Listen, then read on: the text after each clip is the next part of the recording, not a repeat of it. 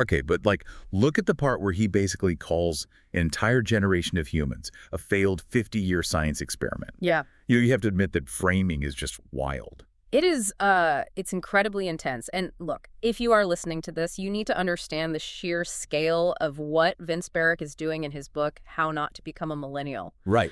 Our mission today isn't to validate his politics or, condemn his worldview. Our goal is to strictly unpack his anatomy of a generational collapse, so you can see exactly where he claims the traps are hidden. Yeah, we're just laying out the map he drew. Exactly. I mean, he is pitting 2 million years of human evolutionary trial and error, like the survival instincts, the golden rules, the absolute grit of human history against what he views as 50 years of untested modern social sciences. And his premise is fascinatingly brutal. It really is. Whether you find it brilliant or deeply offensive, he's arguing that those social sciences didn't just fail, they actively destroyed millions of lives in the process. And we are definitely keeping an impartial distance here because the text is blistering. Oh, absolutely. But the way he frames millennials as the ultimate human guinea pigs for these sociological theories, it really makes you stop and evaluate everything we just accept as normal. He literally calls them the echo boom test subjects. Which is such a specific phrase. Right. Like the social scientists had all these hypotheses about the self-esteem movement, the elimination of traditional grading, the creation of safe spaces, and they just needed a massive, distinct generation to run the trial on. Precisely. And to understand why this happened, you have to look at the socioeconomic environment of the 1980s. Barrick argues that decade provided the perfect storm. Because of the funding. Yeah, exactly. You had academic fields like sociology and psychology suddenly flush with massive amounts of government funding and institutional power. And simultaneously, you have this massive cohort of children, the millennials, being born into the exact same standardized sociological environment. So they were all getting the exact same treatment. Right. Instead of being raised by traditional, messy communal structures, they became the ultimate laboratory for these untested, highly insulated academic ideas. But here is where the dynamic of the book gets genuinely surprising and honestly, a bit heartbreaking. The empathy pivot. Yes, because for all of his relentless criticism, there is this massive empathy pivot early on. Barrick points out a very dark irony, which is that millennials, in his eyes, are actually victims. Yes, this is where he introduces the wasted crop metaphor. Right.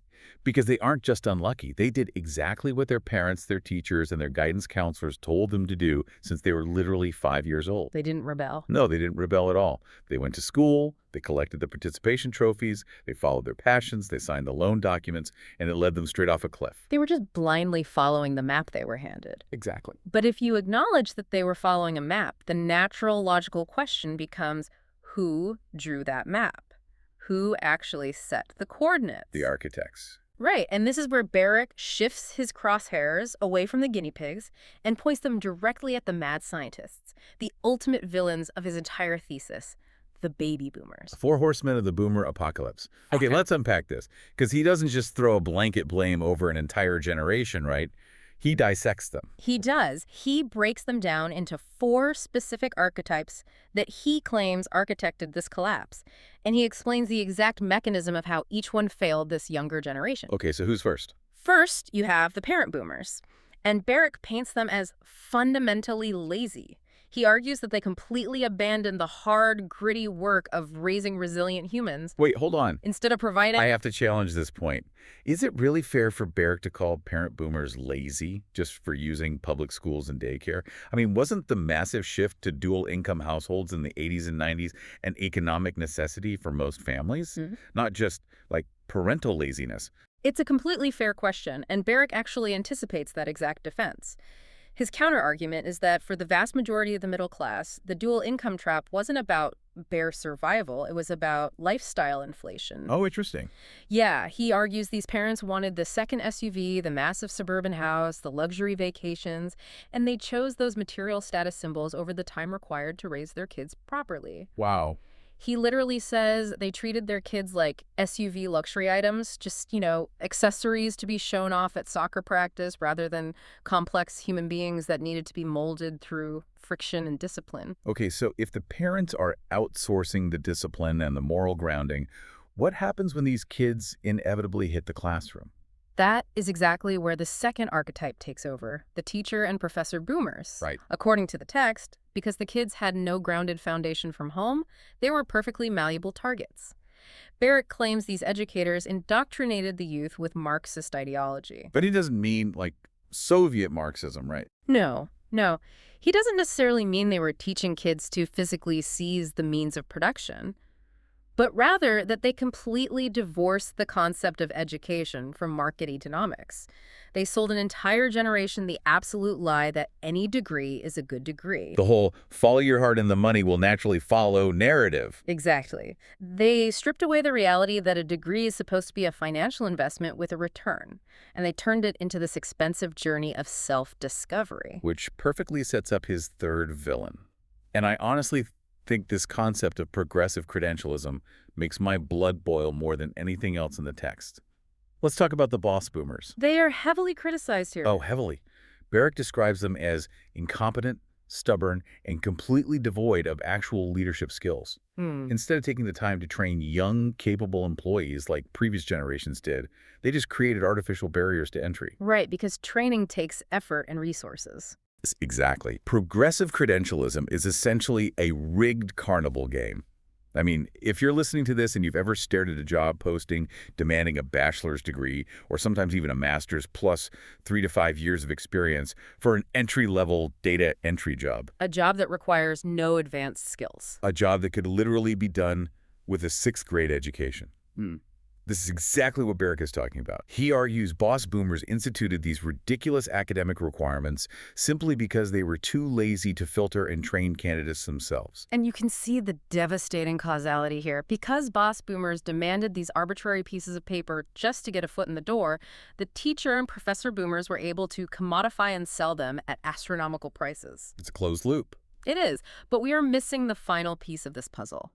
When a kid is raised by absentee parents, fed academic delusions by their teachers, and walled off from the workforce by incompetent bosses, they are going to crack. And when they crack, enter the fourth horseman, the psychology boomers. Precisely. Barrick argues that when millennials inevitably started struggling with the confusing, contradictory reality they were facing, the psychology boomers just swooped in and overprescribed life-coping drugs. The mechanism here is so insidious. It really is. Instead of telling a young adult, you are depressed because your degree is useless and your parents didn't prepare you for the real world, they diagnosed the despair as a chemical imbalance. They just medicated them. They slapped pharmacological band-aids, Adderall, antidepressants, tranquilizers over the symptoms of a ruined economy and absentee parenting. And by doing that, they completely neutralized the young adult's natural, healthy anger. They medicated the canary in the coal mine instead of fixing the toxic air. That's a great way to put it. And the financial mechanics of this trap are just staggering. Yeah. Let's look at the math Barrick uses to back up the education bubble, because he explains exactly how it inflated. It wasn't just organic inflation. No, it was a systemic mechanism. When the federal government decided to guarantee student loans, they entirely removed the concept of risk for the universities. Right. If a bank knows the government will pay them back no matter what, they will lend a teenager any amount of money. And if a university knows the teenager has access to a blank check, they can raise tuition by 400% over a couple of decades without improving the actual educational product. And that is how you get average student loan balances jumping from roughly $9,900 in 1993 to over $36,000 today, ballooning into a $1.5 trillion national crisis. And massive. And for what actual value? Barrick looks at the data and claims that 85% of degrees conferred since 1971, which are overwhelmingly in the liberal arts and social sciences, are essentially worthless for acquiring a job that actually pays a living wage. The disconnect between the exorbitant price of the education and its actual value in the labor market is the exact mechanism that crushed this generation financially. I mean, you look at the reality of this trap. They spend 13 years in the public school system being told to follow their dreams. They are essentially forced to borrow 6 figures for a master's in puppetry or 14th century literature because some lazy boss boomer demands a degree for an entry-level gig. And now they're a barista making tips. Yeah. That is fucking insane. They were completely robbed of their youth and their future. It is a profound structural betrayal, and you have to understand the psychological fallout of that realization. When you wake up at age 30 and realize that your past was wasted and your financial future is fundamentally destroyed. Because you're priced out of everything. Exactly, because you are now mathematically priced out of ever owning a home, buying a new car, or ever retiring, you are left with a massive, terrifying existential void. If you have no assets, no property, and no career trajectory, what do you fill that void with? Well, Barrick argues they fill it with what he calls the millennial political religion. Exactly. He asserts that because they have no tangible accomplishments or physical assets to point to, all they have left to derive their identity from are their politics. Which is heavy. It is. But the mechanism of this political religion is focused entirely on victimhood. It acts as an autoimmune defense mechanism for their fragile egos. So it protects them.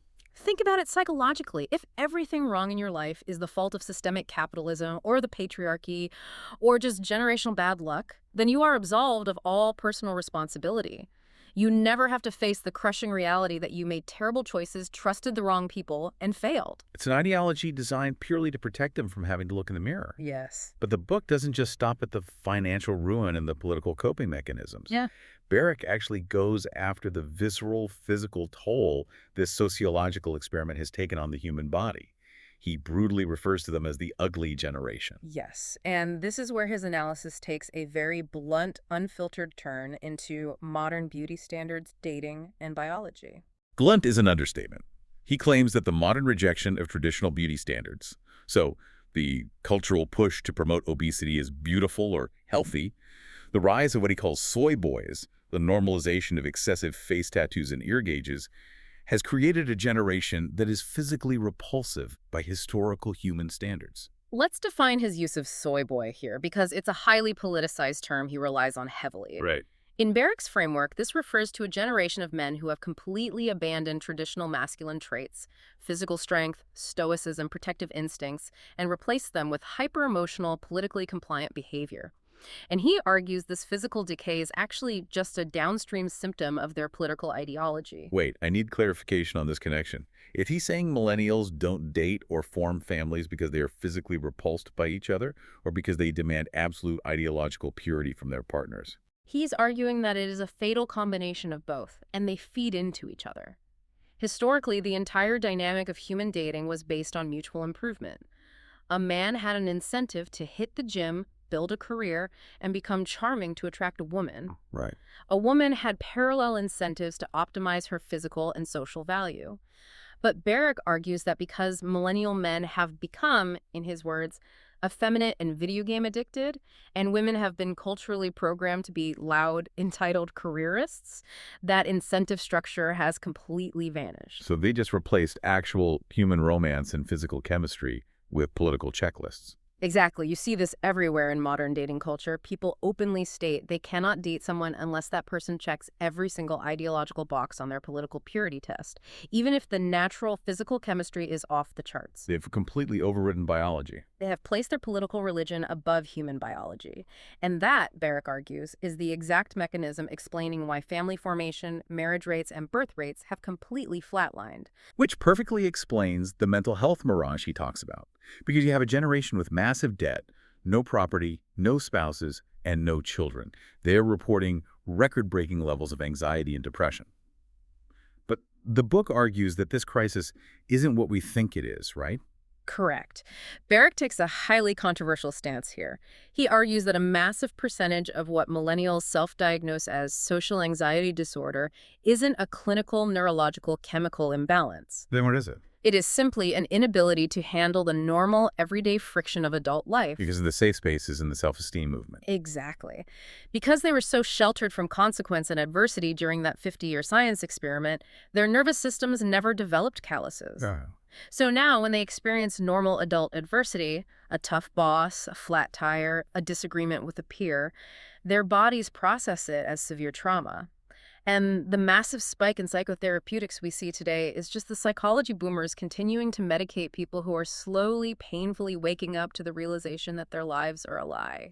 Okay, so if we zoom out and synthesize all of this, if the millennials are this tragic, wasted crop that was completely ruined by the mad science of the boomers, Who is this book actually written for? It can't just be an autopsy report. It isn't, and that is the ultimate pivot of the text. Barrick has written an anti-map. He wrote this explicitly for Generation Z and any future generations listening. Ah, The millennials are presented as a sacrificial warning.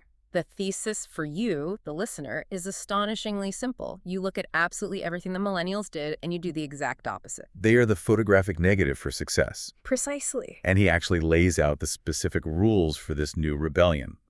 Rule 1, straight from the text, stop majoring in stupid shit. Which means practically you literally log on to the Bureau of Labor Statistics website, you look at what the market actually needs, plumbers, engineers, nurses, and you pick a career based on reality, not your feelings. Which requires immense humility. You have to subordinate your personal passion to the cold reality of market economics. Right.